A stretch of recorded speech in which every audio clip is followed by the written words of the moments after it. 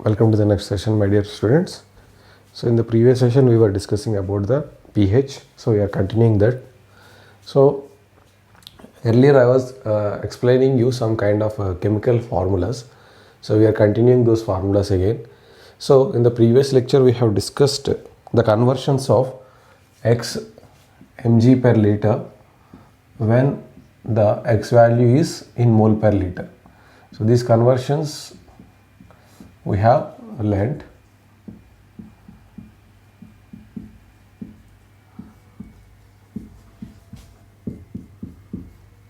So now in this session, so we are going to discuss some more chemical formulas, that is molarity and normality and what is gram equivalent. So all those things we will learn because these things are needed for the concepts which we are going to learn now.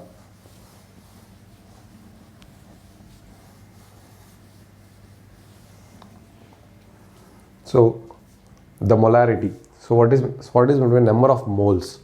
So number of moles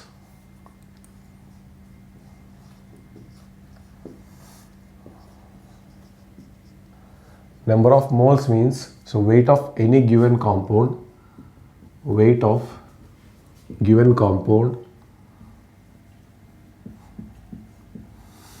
by molecular weight,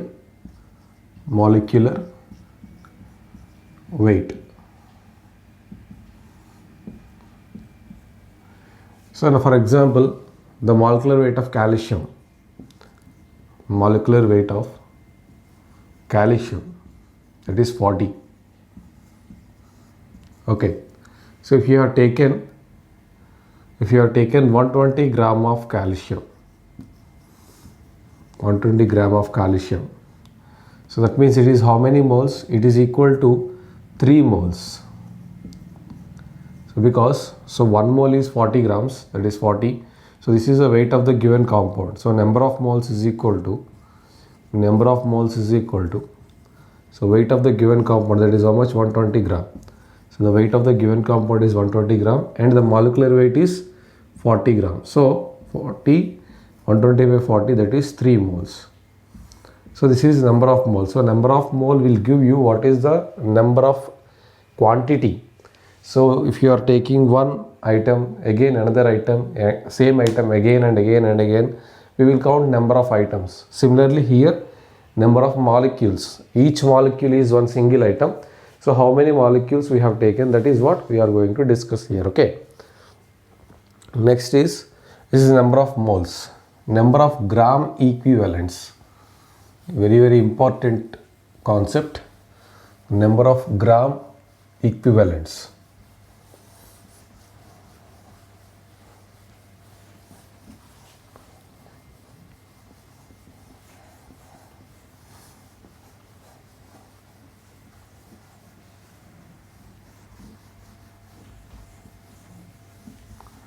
Number of gram equivalents.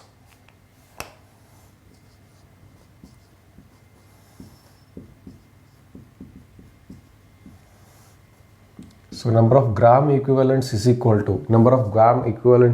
to weight of given compound by equivalent weight. So weight of given compound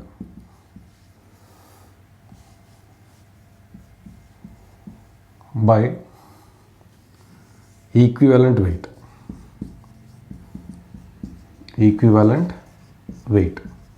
See, it will give you a clear picture of how many electrons, how much mass is being transferred per unit electron. That means, for example, if you look at the reaction H2H plus SO4 2 minus is equal to, it gives rise to H2SO4. Okay. So now here, if you see what is the gram equivalent of this, so weight of the given compound, that means 2 into, so 1 is the hydrogen's molecular weight, so 2 into 1 by what is the valency of this compound, so equivalent weight.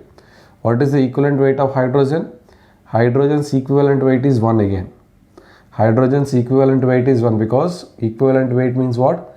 Molecular weight by valency. The molecular weight is 1 and the valence is also 1. So 1 by 1 it is 1. So here the gram equivalent of this 2H plus is 2 into 1 by 1.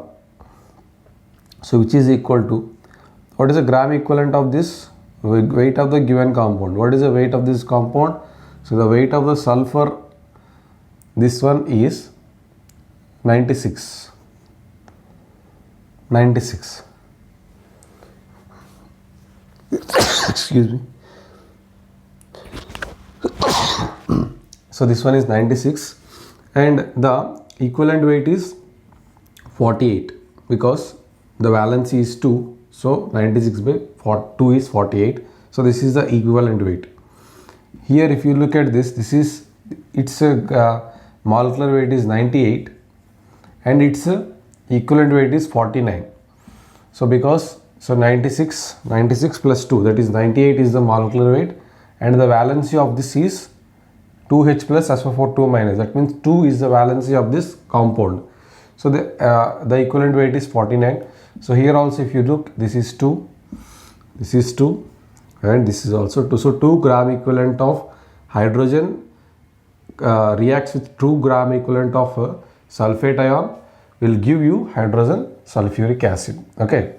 So now, so all are 2, 2, 2. So any compound you take, number of 1 gram equivalent of any compound is equal to 1 gram equivalent of any compound is equal to 1 gram equivalent of any other is equal to 1 gram equivalent of any other compound. Okay, so this is very important thing. Gram equivalent is a concept from which you can understand how much mass is transferring per unit electron transfer. So here one charge, so if there is one charge transfer, then for unit charge transfer how much mass is going. So that is what is the concept of gram equivalents. How many grams are going out? Okay, how many charges are going out? That is why, so per unit charge what is the weight going out? So that we will understand from the gram equivalent concept. Very important concept for the examination. Okay, so this is gram equivalent. Next is molarity. So if you look at this formula, gram equivalents, so weight of the given compound by equivalent weight. So if I convert this into like this, so I can write this as weight of given compound by molecular weight, and also I will multiply it with molecular weight by equivalent weight. So I am dividing it molecular weight and I am multiplying it with molecular weight. Okay. Now what is this? This is number of moles. This is number of moles. And what is this? This is valency. This is valency. So the number of gram equivalent is also equal to number of moles multiplied with its valency. Number of moles multiplied with valency. See, 2 number of moles, 1 valency, 2 into 1. 1 number of mole, 2 is the valency, 1 into 2. So 1 number of mole and 2 is the valency, so 1 into 2. So this is also a method by which you can find the number of gram equivalent. Simply what is the number of moles and what is the valency of that compound. Okay, so this is another way of finding the gram equivalents. Number of moles multiplied by valency. Okay, number of moles multiplied by valency. Next is molarity.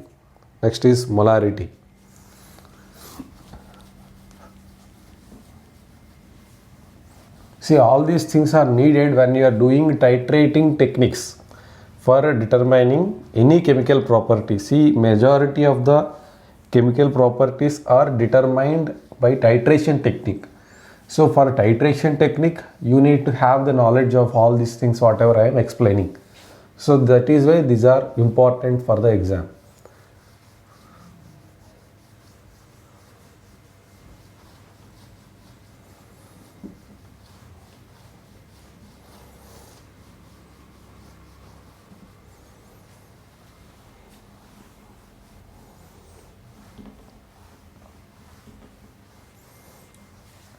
Next is molarity.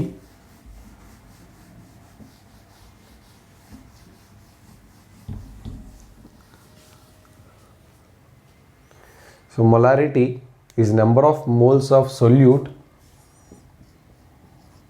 Molarity,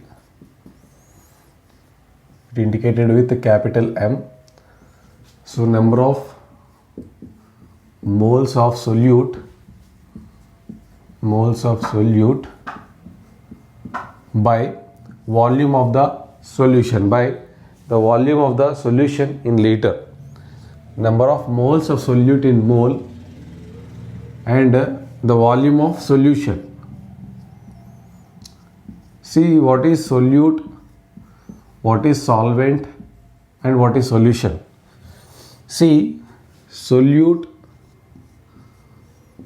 solvent, and solution. So the solute and solvent is combinedly jointly called as solution. So solute is a smaller concentration, small dose is solute, major one is solvent. So the solute we will mix in solvent. If you are adding salt to water, then it will become salt water. So if you are adding a pinch of salt to water, so now it became salt water, right? This is salt water. So salt is solute, water is solvent in which it is soluble, that is solvent, and that solution is called salt water. So simply likewise, whatever you do, how many moles of solute you are adding during the titration into solvent. So what we do generally, we will be dropping the solute or titrant into solvent. So gradually you will open the pipette, so you will allow the titrant or a solute to come into solvent. So that is what we do during titration. So what is the molarity? So molarity is how many number of moles of solute is entered into the solution. That is what is molarity. Okay. So there is another thing, that is normality. Another thing, that is normality. Here number of moles, instead of number of moles, if I keep number of equivalents of solute, number of equivalents of solute.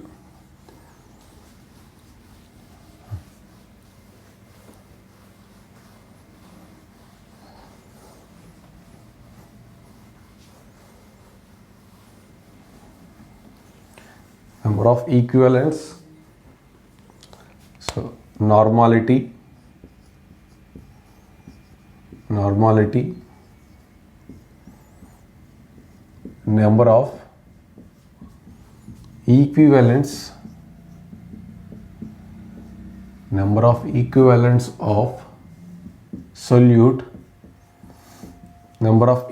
of solute, by volume of solution. So here instead of moles, we are using equivalents. Equivalents are nothing but they are also moles only, but in terms of generally what is equivalent weight? So weight of a given compound by equivalent weight of the compound, or what is equivalent weight of the given compound by valency, then it will give equivalent weight. So if you are calculating the number of moles using equivalent weight, if you are calculating the number of moles using equivalent weight, then it is called number of equivalents.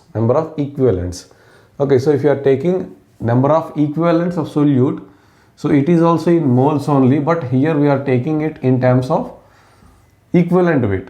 This is in liter. This is in liter. So here by this formula we will find the normality. We will find the normality. That means here number of equivalents means what?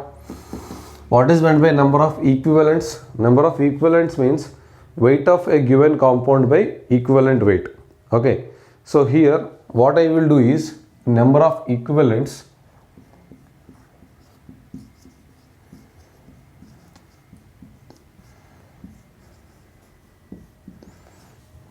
what I will do here, I will divide it with the number of moles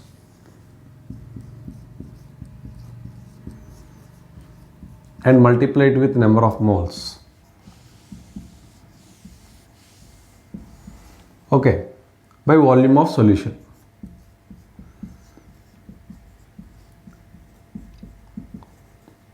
So this is nothing but molarity. So this is nothing but molarity, right? Keep it aside. Let us look at this. Number of equivalents. What is meant by number of equivalents? So weight of any compound or given compound, weight of the given compound by equivalent weight. This numerator is weight of given compound, weight of given compound by equivalent weight, right? This is nothing but number of equivalents, weight of given compound by equivalent weight. What is number of moles? Weight of given compound, weight of given compound by molecular weight. Molecular weight. So now this weight of compound will get cancelled. So this molecular weight will go up and this equivalent weight will come down.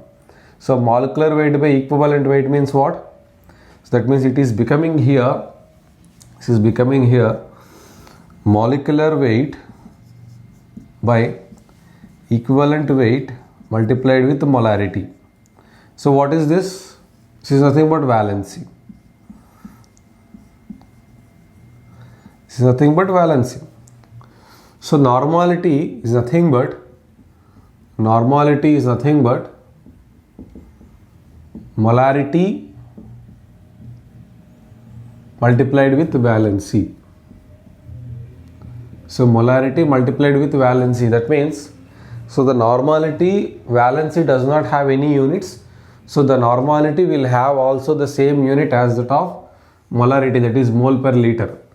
But in a different way we are calculating. Here the number of moles are calculated on the basis of equivalent weight, whereas in molarity the number of moles are calculated on the basis of molecular weight. That is the only difference between the normality and molarity. Okay.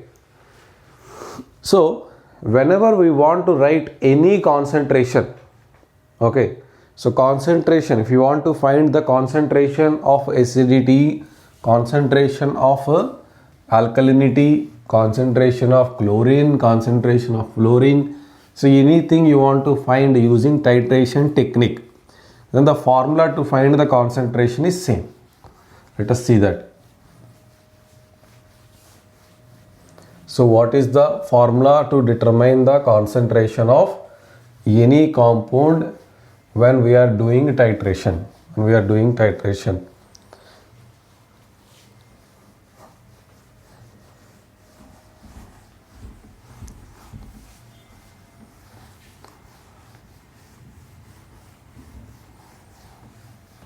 See, the concentration of, whenever we are using a titration technique, so the concentration of X, so X is the titrant you are using, so then the concentration of X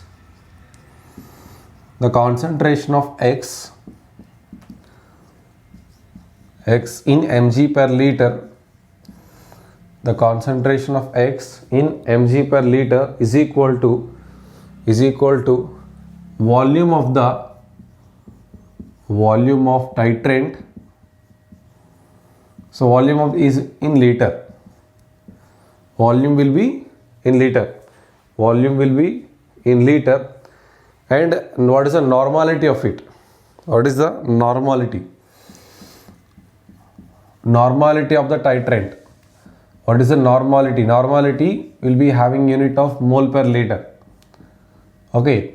So what is the normality of the titrant? So volume of the titrant. What is the normality of the titrant? So here liter and liter is getting cancelled. So I want it in mg per liter. So here it is in mole. I want to convert that also into mg. So I need to multiply it with equivalent weight of solute, because normality is based on equivalent weight. So that is why I need to multiply it with equivalent weight of solute. Equivalent weight of solute, because solute is nothing but the titrant. So equivalent weight of solute is nothing but gram per mole. Gram per mole. So this is equivalent weight of solute, but it is in gram. So I need to convert it into milligram. So that is why I have to multiply it with 1000. I have to multiply it with 1000. Okay. I have to multiply it with 1000. So let us multiply it with 1000. So this is the numerator part. This is numerator part. See, volume of the titrant. Titrant is nothing but solute. Titrant is nothing but solute. Okay. So volume of the solute or volume of the titrant in liter, and the normality of the solute or normality of the titrant in mole per liter. So this liter will get cancelled. It is in mole. So equivalent weight of the solute, because the normality is based on equivalent weight. That is why I am multiplying equivalent weight here in terms of gram per mole. So this mole cancels. So now total the unit is in gram. Now I want to convert it into milligram. I am multiplying it with 1000. I am multiplying it with 1000. Now divided with volume of the solution. Volume of solution in liter. See, the volume of solution is nothing but whatever with the raw water you have taken. So water sample you have taken, that is volume of solution, or raw water samples volume. Raw water sample volume. So here our solution is nothing but raw water. Whatever the water you are taking to testing, that is raw water sample volume is the solution's volume. So likewise you can find the concentration of X. So this is X, volume of titrant, solute. So all these things are related to X. Okay, volume of titrant is nothing but X. Equivalent weight of solute is nothing but X. Okay, and normality is also of X. Everything is of X, X, X. So that is where we will get the concentration of X in mg per liter. Now I don't want the concentration of X in mg per liter with respect to X, but I want this concentration in terms of other compound. That means concentration of X in terms of Y. So I want the same concentration of X but in terms of Y. So let us see how to write that.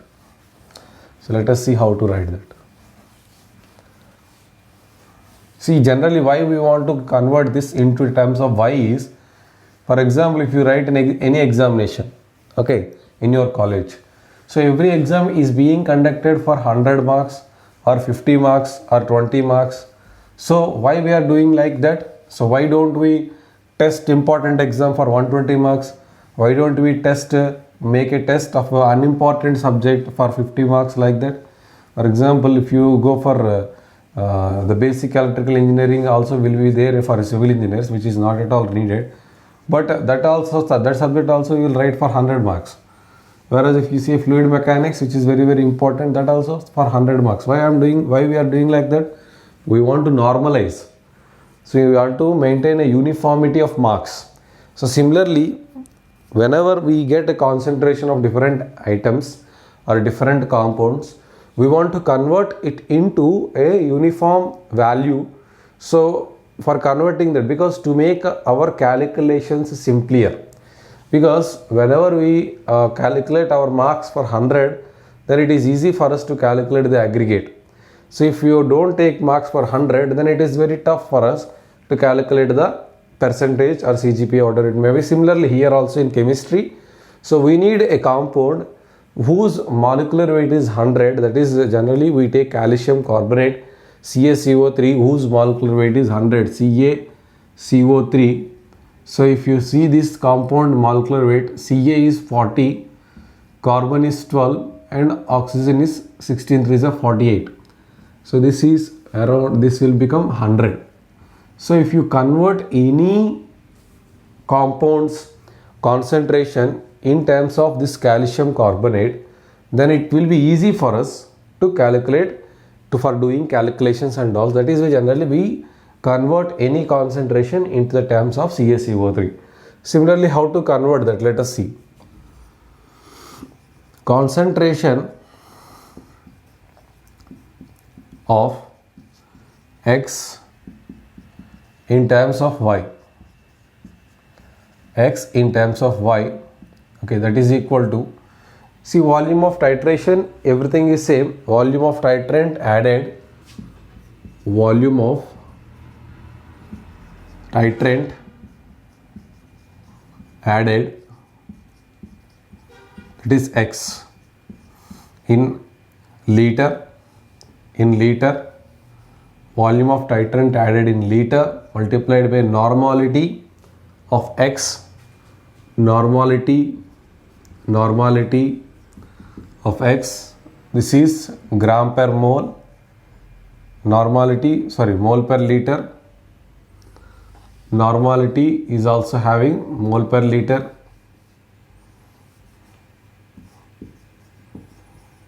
normality is mole per liter. So here we multiply with the equivalent weight of Y. So earlier we was multiplying it with equivalent weight of X only, but here we are multiplying it with the equivalent weight of Y. Equivalent weight of Y. See, here we are getting number of moles. So that X number of moles we are converting by adding, multiplying it with the equivalent weight of Y. That means we are converting that in terms of Y. We are converting it in terms of Y, that is gram per mole multiplied with 1000. Multiplied with 1000 by volume of solution. Volume of solution in liter.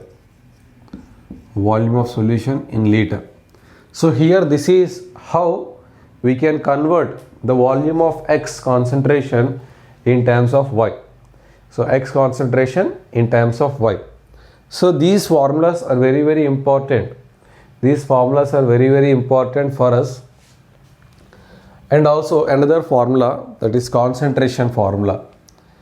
For example, so here let us take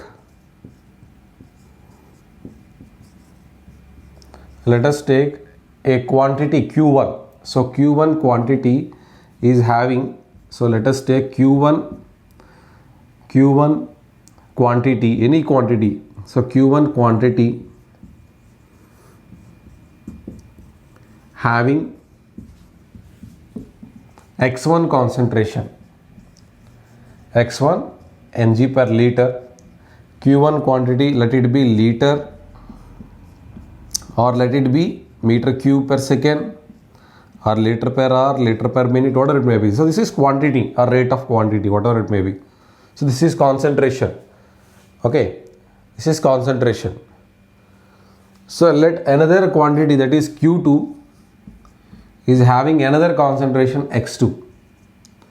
Now what is, when these two are mixed, what is the concentration of the outcoming quantity?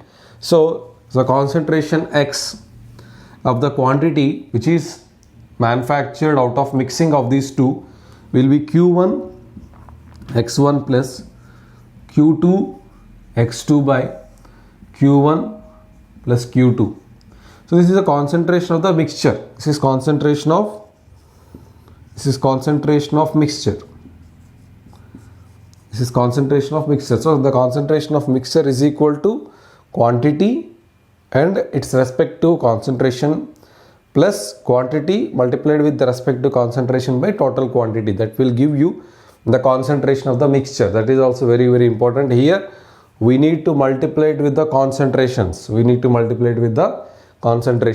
Okay, so these are the formulas, some of the formulas, very important for analyzing any titration technique, not only for pH. So we are starting it with pH. The same concept we will apply for alkalinity, we will apply for hardness, we will apply for every chemical characteristic which we determine using titration technique. So that is why it is very important, because many of the chemical characteristics can be identified using titrometry only. Okay.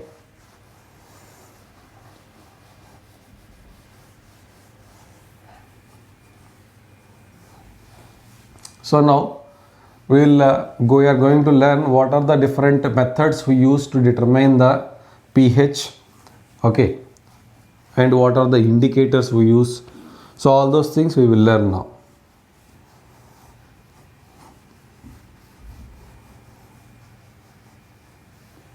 So pH is determined using three methods. Okay,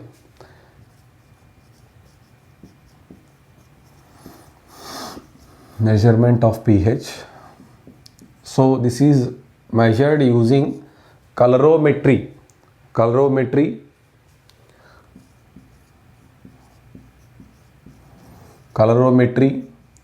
and we use titration technique, titrometry.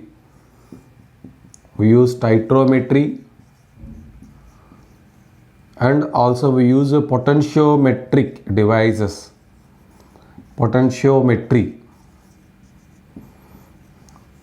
So these are the three methods which we use to determine the acidity or alkalinity of any compound.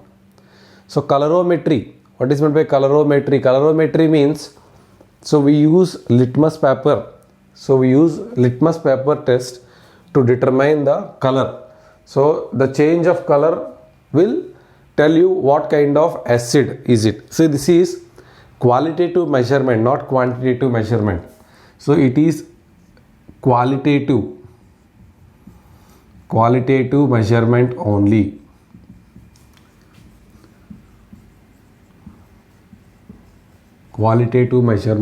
That means we cannot identify what is the amount of acidity, but we can identify whether it is acid or base or alkaline. So that we can identify. That is qualitative measurement we do, but quantitative we cannot do.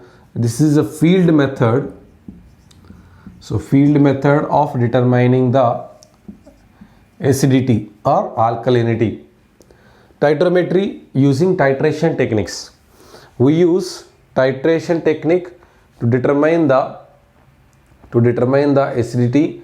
So generally we use the indicators. Such as methyl orange. And phenolphthalein. To determine the alkalinity as well as to determine the acidity. So these indicators will convert its color during the titration, which indicates the end point. So acidity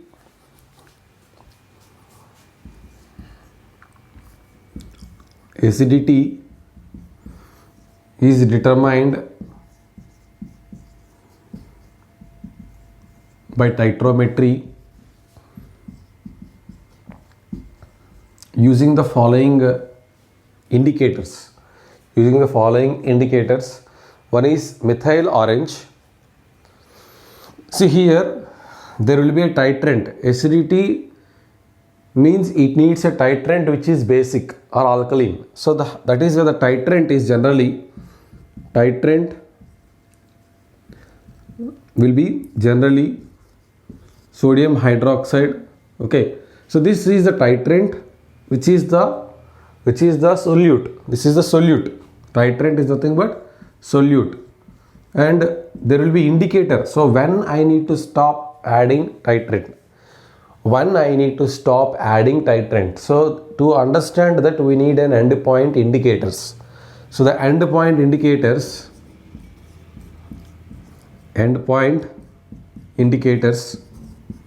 there are two indicators. One is methyl orange,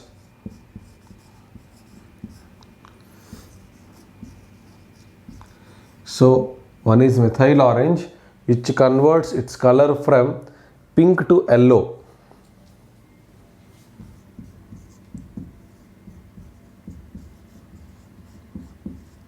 So whenever it is in acidic medium, it will be in pink. Once the acidity completely exhausted, then it will convert it into yellow. That means the conversion of yellow indicates that acidity is completed. Now you can stop the titrant and calculate the volume of the solute you have added. Okay. So another one is phenolphthalein.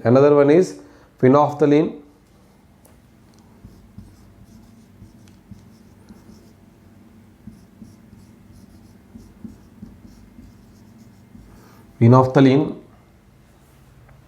it is converting into yellow to pink. Here it converts from yellow. So in acidic medium it will be in yellow, but when entered into the basic medium, alkaline medium, it converts into pink. That means pink is the endpoint indicator.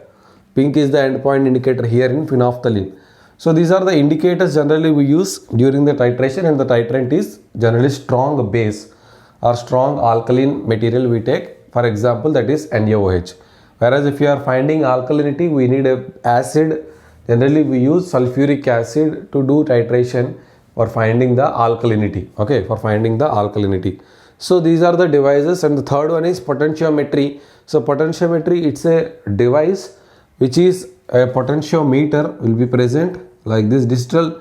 This is a digital calculation. So if you put this potentiometer into a sample, raw water sample, so which is having acidity or alkalinity, so that will be shown in the device, digital device which is connected to this. So by this way we can find the pH value. This is also potentiometry. So potentiometry, titrometry, colorimetry, all these three are the methods which are present to determine the acidity of any compound. So let us go to the next concept, that is alkalinity. So what is meant by alkalinity first? So alkalinity is because of negatively charged compounds. Alkalinity. Generally alkaline means what? When the first, if you go and see the periodic table, the compounds which are present in the last columns, they are negatively charged, like fluorine, chlorine, sulfate, phosphate, whatever it may be.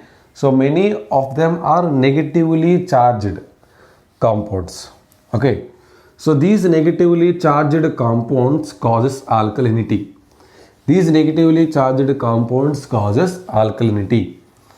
Now,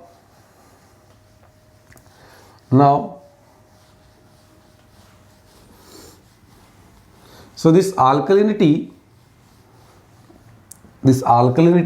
is because of negatively charged particles. So what are the predominant negatively charged? There are many negatively charged particles, but we don't consider the hardness from all of them. We only consider hardness from few. So that means, so alkalinity, not hardness, alkalinity. So alkalinity we consider from few, that is OH minus, CO3 2 minus and HCO3 minus. So we only consider the alkalinity majorly of these three items or three compounds. If you see OH minus, then we call it as a caustic alkalinity. We call this as caustic alkalinity. And if you see CO3 2 minus, we call it as carbonate alkalinity.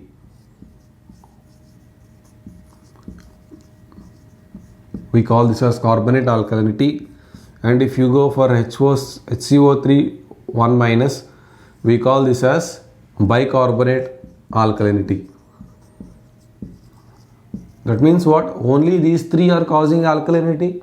No. there are many other negatively charged compounds which also causes alkalinity. But we don't consider them because they are negligible. They are negligible. So their quantity is not up to consideration for our drinking water purposes. Because why OH minus, CO3 2 minus and HCO3 minus is predominant?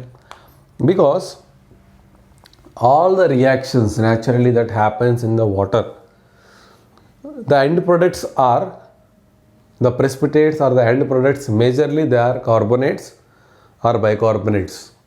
So that is why generally whatever be the alkalinity present in raw water especially, that is because of these two only. Because whatever the organic matter present, the end products of all the products which are present in water, okay, organic matter or whatever it may be, so whatever be the impurities present in the water, so after having reactions, so the major negatively charged particles present in water is carbonates and bicarbonates. That is why we study the alkalinity of carbonates and bicarbonates much. And also we also neglect OH minus alkalinity too. Why? Because raw water will have a pH ranging from, so raw water will have a pH. Raw water will have pH ranging from 5 to 8. For example, let us take it as 5 to 8, not more than 5, or not less than 5, or not more than 8. So generally it will be in 5 to 8. So in this pH, the OH minus ion concentration is negligible. In this pH, OH minus is negligible. So why it is negligible?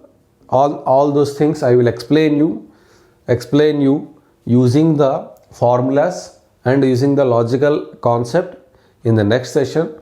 Okay, so thank you so much. We will discuss the same topic of alkalinity in the coming session. Thank you.